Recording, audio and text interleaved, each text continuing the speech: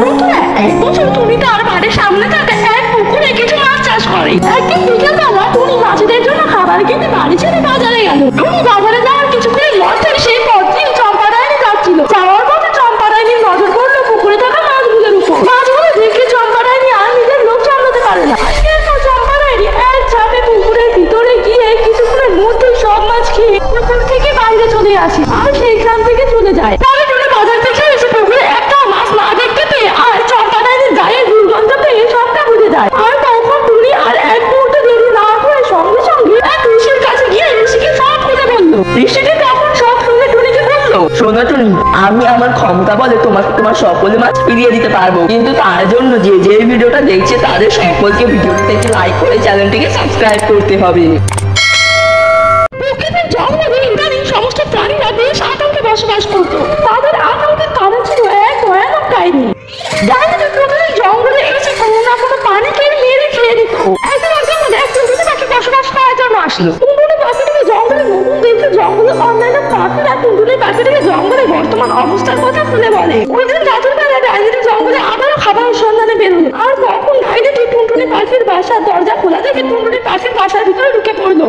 আর তখন ডাইনিটি দেখতে পেয়ে টুনটুনি পাখিটি নিশ্চিন্ত হয়ে খাটের উপরে বসে রয়েছে। গল্পের আগে যাওয়ার আগে তোমার সুন্দর আঙুলটি থেকে ভিডিও একটি লাইক করে চ্যানেলটিকে সাবস্ক্রাইব করে দাও। ঠিক তখনই টুনটুনি পাখিটি এক দৈবিক আলোর সাহায্যে এক পরিচয়ে রূপান্তরিত হয়ে গেল, যা দেখে ডাইনিটি বেশ ভয় পেয়ে গেল। এরপর পরিচয়ের এক মুহূর্তে দেরি না করে বেঁধে জাদুঘরের সাহায্যে সেই ডাইনির উপর অনবরত আক্রমণ করতে লাগলো। এক পর্যায়ে ডাইনির শরীরে আগুন লেগে গেল এবং সে ভস্ম হয়ে গেল। আর এভাবে সে পরিচয় টুনটুনি পাখির রূপে এসে জঙ্গলের সমস্ত পাখিদের ডাইনির অত্যাচার ফিরে মুক্ত করলো। জঙ্গলে এক সবুজ ডাইনি তার মুরগির সাথে বসবাস করতো। সবুজ ডাইনি তার মুরগিকে খুব ভালোবাসতো। একদিন সবুজ ডাইনি তার মুরগিটাকে বাসায় রেখে জঙ্গলে কোনো এক কাজে গেল। সবুজ ডাইনিটা যাওয়ার কিছুক্ষণের মধ্যেই ওই পথ দিয়ে আরো একটা ডাইনি তার বাড়ি ফিরেছিল। ফেরার পথে ডাইনিটার নজর গিয়ে পড়লো সবুজ ডাইনির মুরগিটার উপর। মুরগিটিকে দেখে ডাইনিটা আর নিজের লোভ সামলাতে পারলো না আর সবুজ ডাইনির মুরগির উপরে ঝাঁপিয়ে পড়লো আর সেই মুরগিটাকে খেয়ে দিল। সবুজ ডাইনির মুরগিটি সেটা খেতে সেখানে সবুজ ডাইনি উল্টে উল্টে চলে আসলো।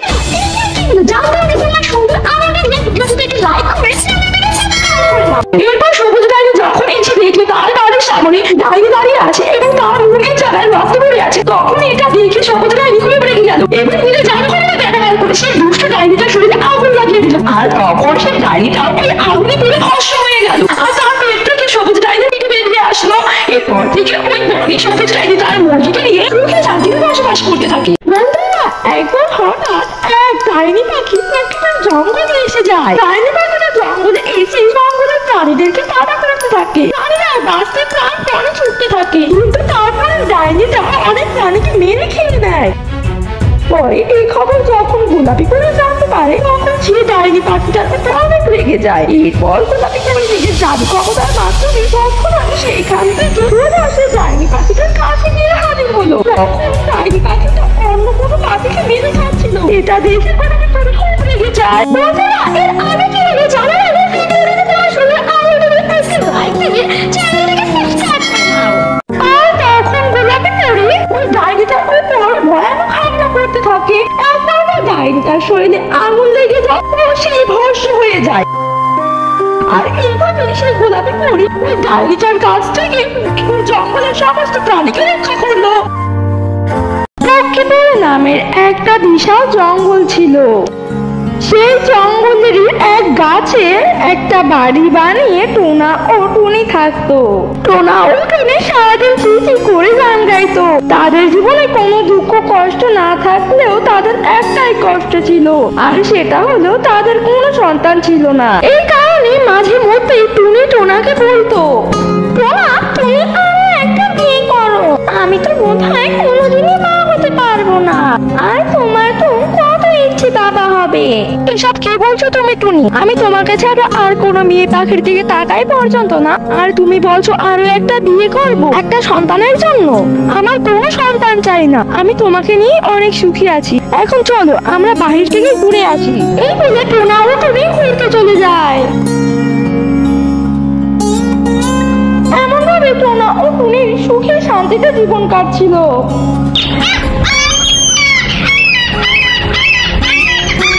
একদিন সকালবেলা সকালবেলা টুনির পেটে খুবই ব্যথা করতে থাকে। এতে টোনা টুনির জন্য অনেক চিন্তিত হয়ে যায়। টুনি, তোমার কি হয়েছে? কালকে পর্যন্ত তো সব ঠিক ছিল, হঠাৎ করে তোমার এত পেটে ব্যথা কেন করছে? আমি কি এখন ডাক্তার পাখি গিয়ে ডাকতে যাবো? আরে টোনা, তুমি চিন্তা করো না, আমি মনে হয় ডিম দিব, তাই আমার পেটে এত ব্যথা করছে। তুমি এত চিন্তা করো না তো। তুমি ডিম দেবে? কি বলছো কি তুমি টুনি? তাহলে আমি বাবা হতে চলেছি। আমার তো আনন্দে নাচতে ইচ্ছে করছে। কিছুক্ষণের মধ্যেই টুনি তিনটে ডিম পারলো। ডিমকে দেখে টোনা ও টুনি খুবই খুশি হলো। দেখেছো না, আমি যেটা ভেবেছিলাম সেটাই হলো। আমি তিনটে ডিম পেরেছি। দেরিতে হলেও সৃষ্টিকর্তা আমাদের মনের আশা পূরণ করেছে। আর কদিন পরে এই তিনটে ডিম পেটে তিনটি মিষ্টি ছানা বেরিয়ে এসে তোমাকে বাবা আর আমাকে মা বলে ডাকবে। হ্যাঁ টুনি, তুমি ঠিক বলেছো। সৃষ্টিকর্তা দেরিতে হলেও আমাদের মনের আশা পূরণ করেছে। আমার তো ভেবে আনন্দে নাচতে ইচ্ছে করছে। আর কয়েকদিন পরে আমাদের তিনটা ডিম ফেটে তিনটা ছানা বেরিয়ে এসে আমাকে বাবা বলে ডাকবে। আচ্ছা টুনি, চলো আমরা এখন খাবারের সন্ধানে বের হই। আজকে দুজনে মিলে কিছু খাবার সংগ্রহ করে রাখ। কাল থেকে তো তুমি আবার ডিমে তা দিবে। তারপর থেকে তো আমাকে একাই খাবার সংগ্রহ করে রাখতে হবে, যাতে আমাদের ডিম ফুটে ছানা বের হলে আমরা সব সময় ওদের সাথে থাকতে পারি। আচ্ছা, এখন আর কথা না বাড়িয়ে চলো আমরা খাবারের সন্ধানে বের হই। এরপর এই বলে টোনা ও টুনি খাবারের সন্ধানে বেরিয়ে গেল। খাবারের সন্ধানে যাওয়ার সময় টোনা ও টুনি একটি বিশাল সাপ দেখতে পায়, কিন্তু তখন তারা সেই সাপটি কোথায় যাচ্ছে না দেখে খাবারের সন্ধানে চলে যায়।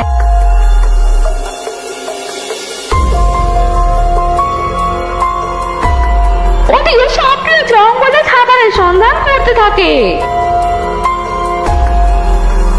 জঙ্গলে খাবারের সন্ধান করার এক পর্যায়ে সাপটি টোনা ও টুনি যে গাছে বাসা বেঁধে থাকতো ওই গাছের সামনে এসে পড়ে। আর গাছে টোনা ও টুনির বাসা দেখতে পায়। আর এরপর সাপটা খাবারের খোঁজে সেই গাছে চড়তে থাকে। গাছে চড়ে সাপটা টোনা ও টুনির বাসায় ঢুকে যায়। সাপটা টোনা ও টুনির বাসায় তাদের ডিম দেখতে পেয়ে তাদের ডিমের উপরে হামলে পড়ে।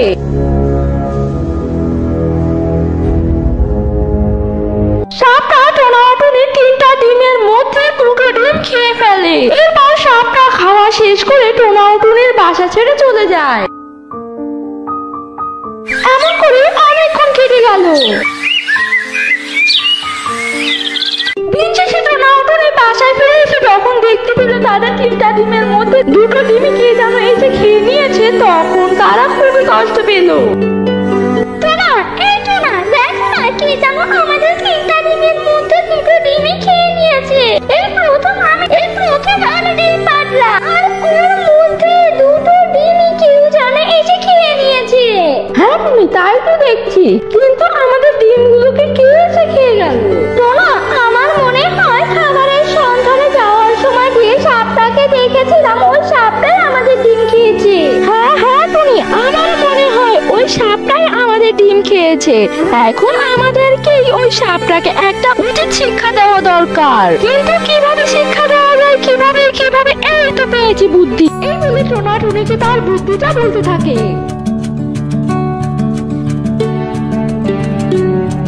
এরপর টোনা নিজের বুদ্ধি অনুসারে ঘরের বাহির থেকে ডিমের মতো দেখতে একটা পাথর কুড়িয়ে আনে। এরপর টোনা সেই পাথরটিকে একেবারে ডিমের মতো রং করে দেয়। আর তারপরে টুনি তার বাসা থেকে তার আসল ডিমটি নিয়ে গেল। আর টোনাও তখন সেই পাথর ডিমটিকে নিজেদের বাসায় রেখে দিল।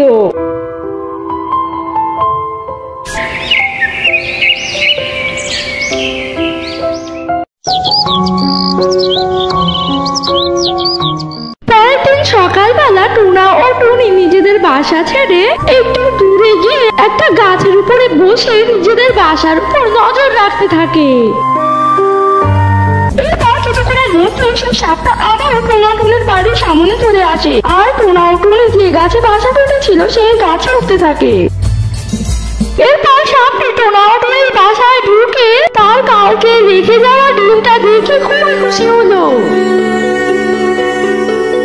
এরপর সাপটি সেই ডিমটিকে ঠুকরিয়ে খাওয়ার চেষ্টা করে, কিন্তু হাজার সেটি একটা পাথর ছিল, তাই সাপটা কোনো মতেই সেই ডিমটিকে ভাঙতে পারে না। ডিমটিকে না ভাঙতে পেরে সাপটা সরাসরি সেই ডিমটিকে গিলে নিল। সাপটি ডিমটা গিলে নিয়ে টোনাটুনির বাসা ছেড়ে যাওয়ার সময় হঠাৎ ডিমটা সাপটির গলায় বেঁধে গেল। সাপটা ব্যথায় ছটফট করতে থাকে। সাপটা অনেকবার বমি করার চেষ্টা করে, কিন্তু সে কোনো মতে বমি করতে পারছিল না। আর ঠিক তখনই সেখানে টোনা আর টুনি চলে আসে। টোনা আর টুনিকে দেখে সাপটা সবকিছু বুঝে গেল, কিন্তু ততক্ষণে অনেক দেরি হয়ে গেছে। সাপটা নিঃশ্বাস না নিতে পেরে সেইখানে দম বন্ধ হয়ে মরে গেল। এরপর টোনা সেই সাপটির মৃতদেহকে নিজেদের ঘর থেকে নিয়ে গিয়ে একটা নদীতে গিয়ে সাপটার মৃতদেহ ফেলে দিল। এই ঘটনার কিছুদিনের মধ্যেই টোনাটুনি গিয়ে বেঁচে দেওয়া একটা ডিমে হঠাৎ ফাটল ধরলো, আর সেই ডিমটি ফুটে একটা ফুটফুটে ছানা বেরিয়ে এলো। এরপর থেকে টোনা ও টুনি সুখে শান্তিতে তাদের ছানাকে নিয়ে ওই জঙ্গলে বসবাস করতে থাকে। বন্ধুরা, আমাদের আজকের গল্পটা যদি তোমাদের ভালো লেগে থাকে তাহলে ভিডিওটিতে একটু লাইক করে চ্যানেলটিকে সাবস্ক্রাইব করে পাশে থাকা বেল আইকনটি